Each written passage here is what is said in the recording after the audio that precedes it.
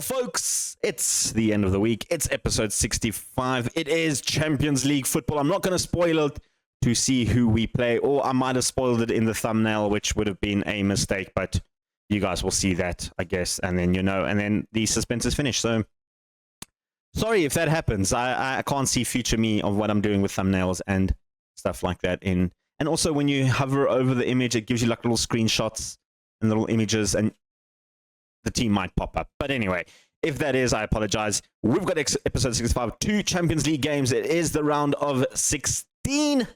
Hope you guys enjoy the video. Hit subscribe, get notified, tell your parents, grandparents, lovers, and haters. Let's run that intro.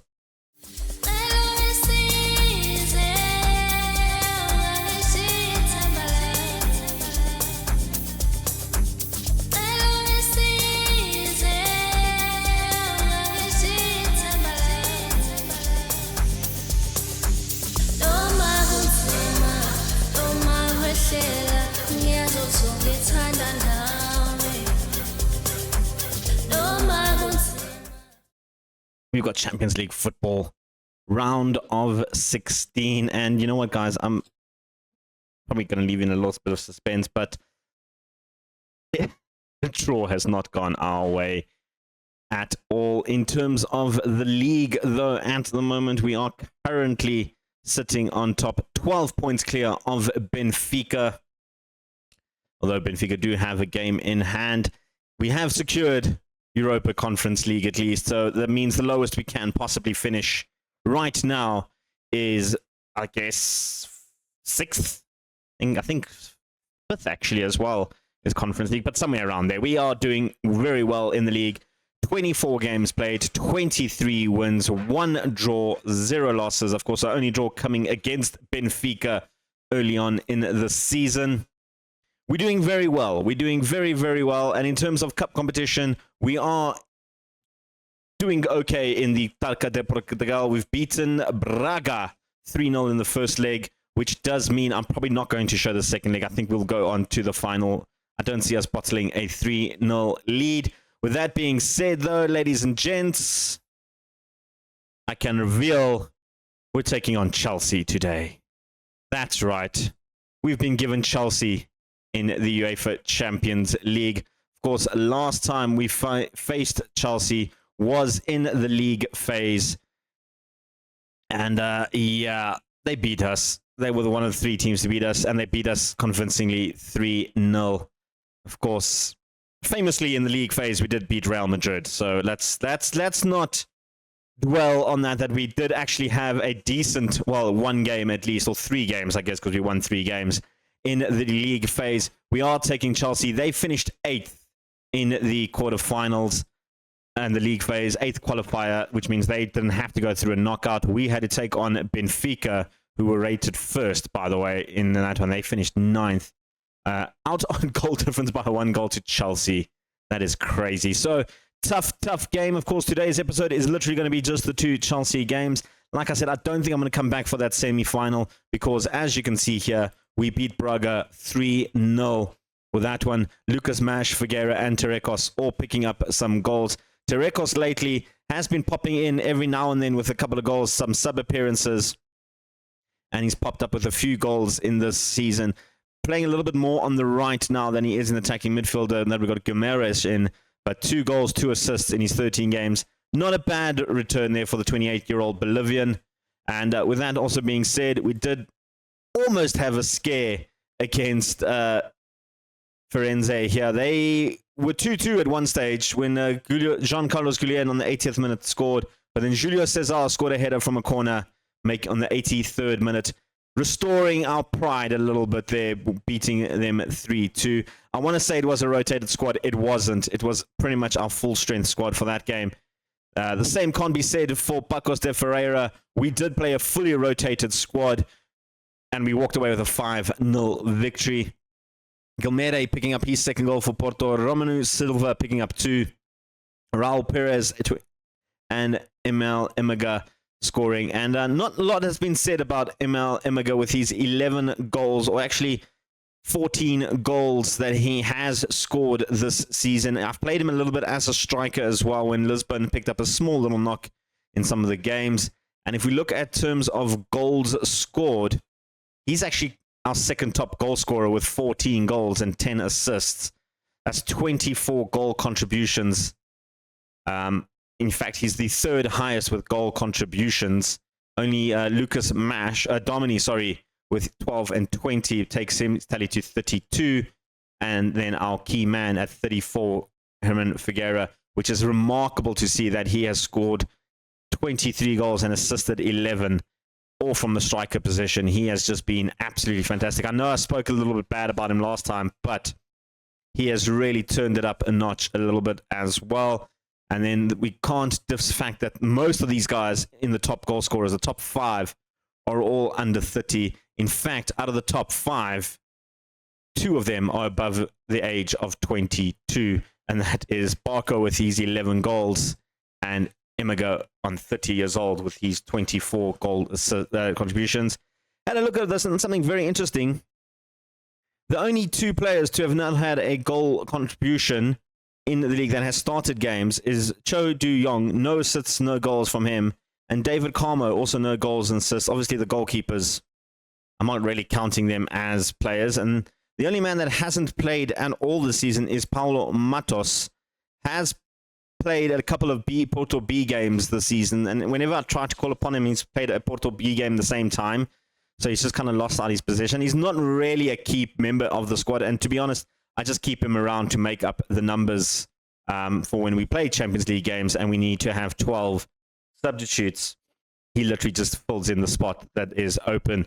For the Chelsea game, though, this is while we're lining up. Diaz in goal has been pretty damn good since coming to the squad. 3 conceded, 2 clean sheets in 4 games. Not a bad little return for him as the media put it, panic buy. I mean, sure. Right back, Nunes been fantastic. 7 goal contributions from him. Orestes and Cho Du-yong will start in there. Julio Cesar is suspended for this game, which is not great. Barco is 1 yellow card away from being suspended. Just served a suspension in the league as well, so that's why he was out for the last game. 17 goal contributions from that left back side. He has been absolutely amazing. In the midfield, 2 guys that have been absolutely solid is Gunnar Duath and Victor Eletu. They have just been absolutely insane. But we've got to give a shout out to Mateus Moya. Yeah, he has really, really stepped up with 7 goal contributions in 25 games. Primarily coming on as a backup rotation player, but he has really, really been fantastic as well. Up front, we're going to go with the usual 4, Almeida, Domini, Mash, and Figueira. The 4 of them. I don't think there's a better 4-man combination in the Champions League right now than these 4 guys. Hopefully, they can step up and get where they need to be. Let's get in the game. And then we're kicking off, but as you can see, that Chelsea squad is stacked, guys. It is stacked. And it is going to be probably one of the toughest games. Like I mentioned earlier, last time we faced them in the league phase, Chelsea did pick up a 3-0 victory. That was a home game for us as well. That was an away game. That was at Stamford Bridge. This time at home, we're looking to get a good start in the first leg. Mash has moved forward now, looking for something to do. He can't find the correct player. Nunes does eventually get the ball now, and he's cut inside beautifully to Almeida. Figueira's through. Oh, that was close. I think he's onside. I want to say he's onside. The linesman didn't raise his flag. The players aren't fist pumping. It's disallowed. I thought that was so close, though. How close was this? Why didn't Almeida just... Almeida was offside. Oh, okay. All right. I thought it was Figueira offside, but Almeida was just offside. I was about to say, why didn't Almeida just shoot and not pass the ball off to Figueira if he wasn't offside? That makes sense. Anyway, we've had the ball in the back of the net. I guess it does count psychologically, I guess, in that there. Elsewhere, Liverpool take on Manchester United. That's a big one. Barcelona, Man City is another big game.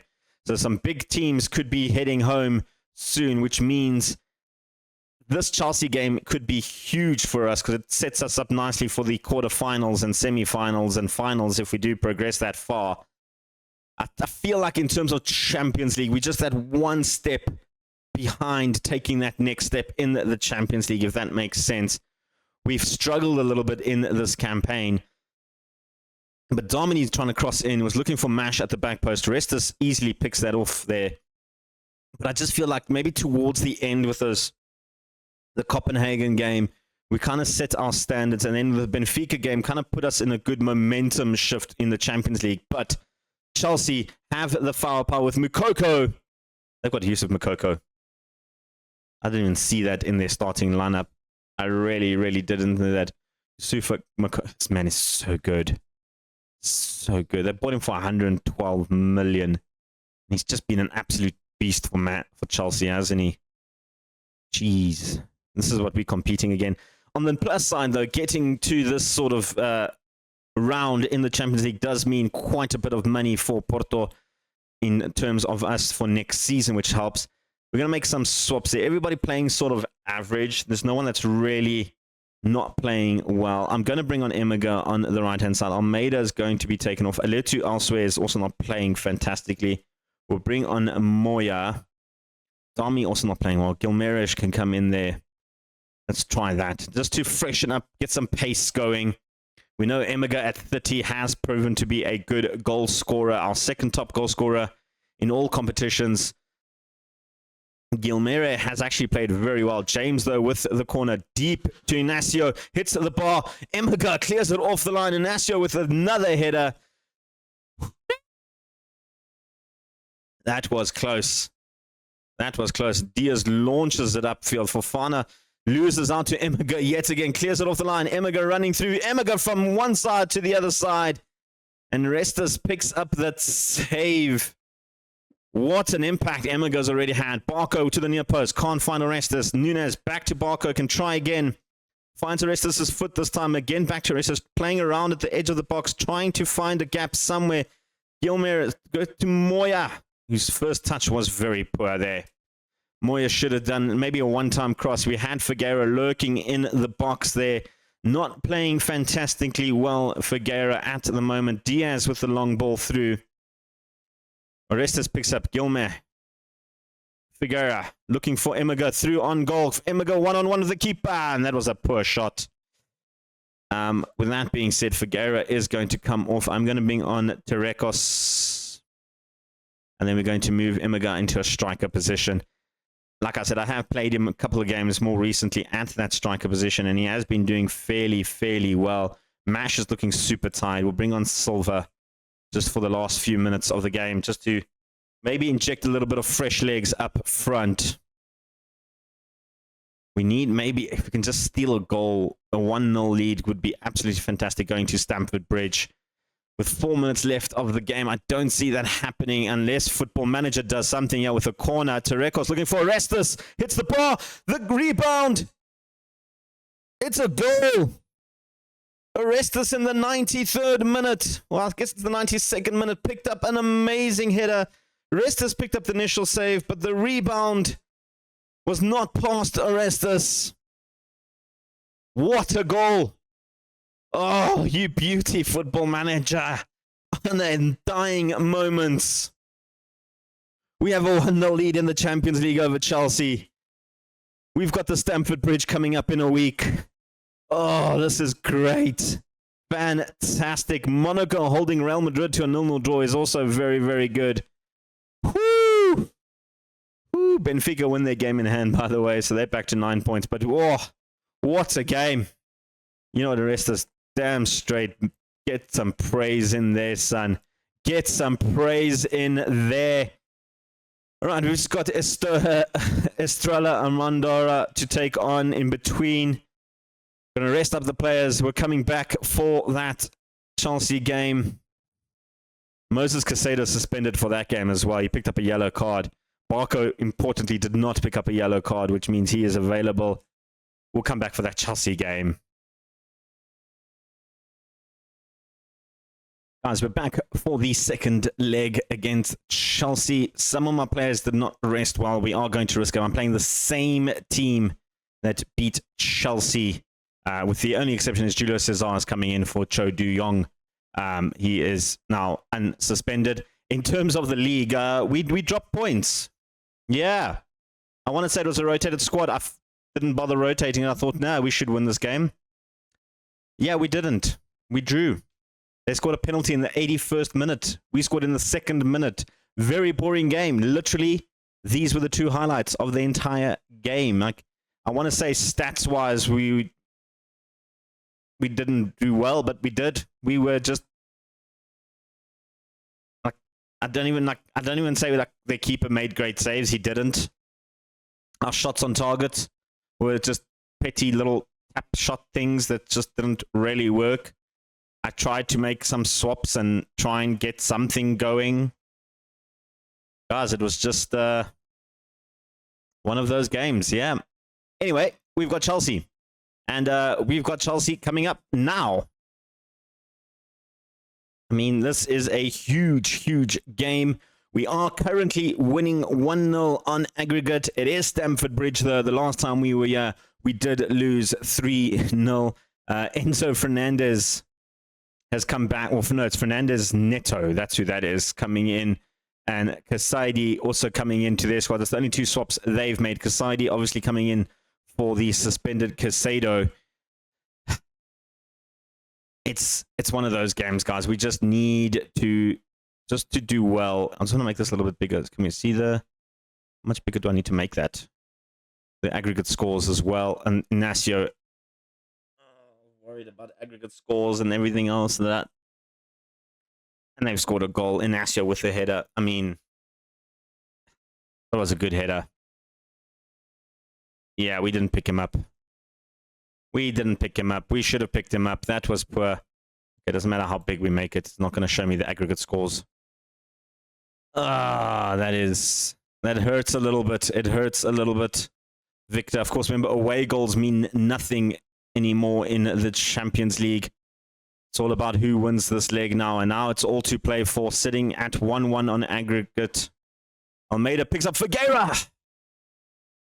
How many of those has he actually scored? And this time he hits wide. He was actually offside. Okay.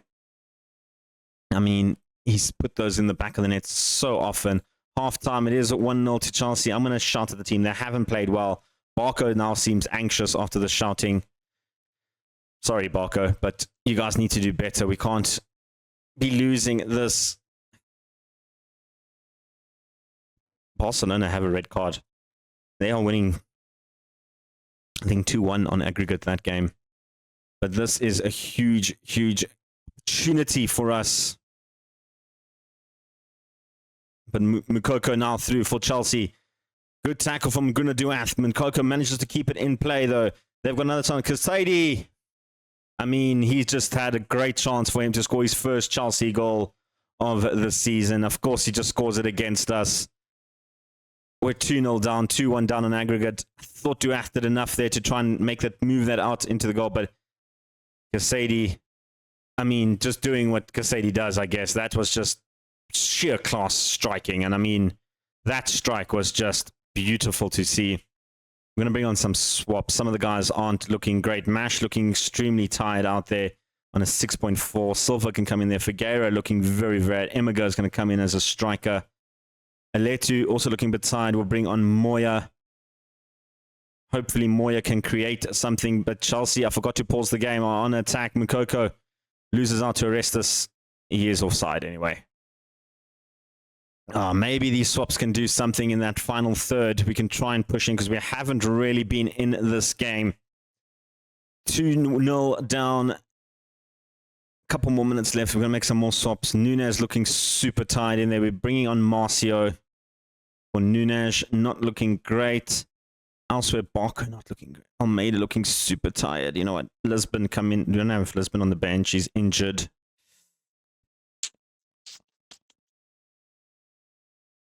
What can I do? Yeah. I can bring on Terekos, I guess. Did I not have to? I've got Lisbon on the bench. Okay, I do have Lisbon on the bench. There we go. After it's Terekos that got injured, not Lisbon. That was it. All right, Lisboa. We're putting our faith in you, my son. We're putting my faith in you. Marcio with the throw. Picks up Domini. Back to Gunnar Duath. Orestes. Moya. Moya breaking through. Moya with the shot. Restus makes the save. We have a corner. We scored our last goal against Chelsea with a corner. Domini looking to go to the back post. Julio Cesar can't get the header in. Vasquez will get the breakaway. We do have men back to defend. That was Silva back defending there to stop the breakaway from happening. I mean, a goal here would take us to extra time. But it's not looking likely. There's 5 minutes left to play. Guys, I think we're out of the Champions League. We're out of the Champions League. 2-0 loss to Chelsea was enough to knock us out. Heartbreak. Absolute heartbreak. That hurt a little bit, guys. That one hurt a little bit. I felt like we were looking so good. That Casady strike really, really hurt us. Elsewhere, Man City are knocked out and Liverpool are knocked out. They got knocked out from a 92nd goal by Man United. That has to hurt as well. Oh, well. We do get 8.23 million for reaching the Champions League. Lisboa is still struggling to score. I'm going to criticize him again. He needs to do better. He is on the chopping block for next season if he doesn't improve in the last few games. Speaking of the last few games, you know what, guys? I know I said I wasn't going to do it, but I might as well come back next episode for this Sporting Braga semi-final. We can maybe do that. See us lifting the trophy if we don't bottle anything. Yeah, that'll be on Monday's video. You can come check that out. And then we'll have maybe the semi-final as well. Let's see. Well, folks, I know I said I'm ending the video of the Chelsea game, but I realized I still have a few more minutes and I'm in March. So why not do the youth intake before we go? Yes, indeed. And before we do that, let's have a quick look at the results from the Chelsea game. Played 2 games. We beat, who's this? I don't even read the name. Moriense 4-0. Gunnar Diath, Mash, Aletu, and an own goal. Picking up the goals there. And then we beat local derby, Boavista 3-1. Figueira picking up 2 goals with Orestes. Domini has picked up an injury in this game, and he is out for basically the rest of the season. He's 6 weeks out. We've got about 6 weeks left of the season, about 7 weeks. So he is out for the season. And that's probably the Chelsea game was the last time you'll see him because he is currently unhappy at the squad and he desperately wants to leave. Now, in terms of youth candidates, we have a good intake according to our head of youth development, Luis Pino, who is a very good head of youth development. He does almost play the similar style that in the attacking midfielder role is not a role that he's known. So normally when you have youth intakes, they pick players that have the preferred formation. This is kind of what he does. He likes the 4-3-3, which I guess is okay. It does allow us to get at least 1 or 2 DMs. This intake, though, we haven't gotten any DMs. Considering these guys, I've had a look at them. Out of the decent talents, we'll do 1 of each because honestly, there wasn't much in the decent and good tier. But under the decent talents that I have had a look at, there was 1 player who potentially is not going to be a first-team player by any stretch of the imagination, but he could be someone that we could sell on for quite a bit of money, and that's Abubakar Carr, the Gambian Portuguese youngster, 16 years old. Looks like he's got decent attributes to be a defender in the lower league, so we'll sign him on. Hopefully he can develop a little bit more and become better. In the good talents, there was 2 players that I just want to mention. Number 1 being Leonardo Silva, a midfielder, the DM position. He could actually be a decent little player, a good backup player if developed properly. Otherwise, we can sell him off for a little bit of cash. And then elsewhere, we have João Santos, who probably, as a right mid, better looking as a striker, in my opinion, could be something that we could sell him off for some money. Shout out to Lombard here. The South African, not a good player at all. Nkonkonzizi Lombard. I will probably sign him just for the fact that we have a South African coming through in the youth intake. And also Theodore Aladipo, because he definitely looks like a Nigerian player, Theodore Aladipo. Amazing first touch, by the way, but everything else, not so great. And then we're going to talk about the three players that I really, really want to talk about, the top talents. First off, out of the three, probably the worst out of the three is Manuel Godinho, a goalkeeper who doesn't look too bad. Probably won't be in the first team. Probably a little bit better than Sagawa if he can improve. But the problem is he's unambitious, so I don't see him developing very, very well. Then Ricardo Pinto on the right-hand side. Now you're looking at these stats and going, this guy looks very, very good. And he is probably going to be, in the next 5 years, become a world-class player. I just don't think he's going to become a world-class player at our club. He is the type of player that we will probably sign, develop, and sell him off for a lot of money. But speaking of a player who will be, in 5 years' time, probably the best player in Porto, is this man, Renato Marcelino. And I'm not over-exaggerating, guys. Look at this man's stats. The only thing that I don't like is that he is fickle, which does mean that we could have potential issues down the line in terms of salaries and etc. Look at this. As a winger, this man can develop so good. Other than his stamina, which will obviously something we need to work on, but his technique, he's off the ball, both at 16. His first touch, 16. He's crossing at 12 and 11, and he's only 15 years old. He's got 6 years of development, and if we can develop this guy, Chef Kiss could. That's how good he is. He's turning 16 in 9 days' time. He is going to be very, very good. He is going to be very, very good. Well, I hope you guys enjoyed that intake, because unfortunately, I didn't enjoy it as much as I thought I would have enjoyed it. Hoping for a little bit better. But yeah, good intake. We'll sign probably sign a few more than I mentioned, just for the sake of, signing off money. Guys like Rami, probably will sign him. Not that great on paper as a striker. I mean, he could be better, but we'll sign him, develop, sell off. That's pretty much the name of the game for this youth intake. Well, folks, out of the Champions League round 16, that is something we need to work on next season. There's a few more players that I need to bring in and really, really strengthen the squad. In terms of the league, though, we are doing exceptionally well, to the point where I just feel we'll probably go towards the end of the season, unless something huge happens, like we lose a game, because we're currently undefeated with 8 games left of the season, or 7 games left of the season. It's looking like it's good. We're 9 points clear of Boa Vista, or actually 10 points clear of Boa Vista. So, we'll see how that goes. Make sure you hit subscribe. Tell your parents, grandparents, lovers, and haters. Leave a comment down below. Let me know what you think I need to do to sort out the Champions League football, and hopefully next season have a little better progression into the Champions League next season. From me, your boy, the Vaslap. Until next time, peace. Chicken grease.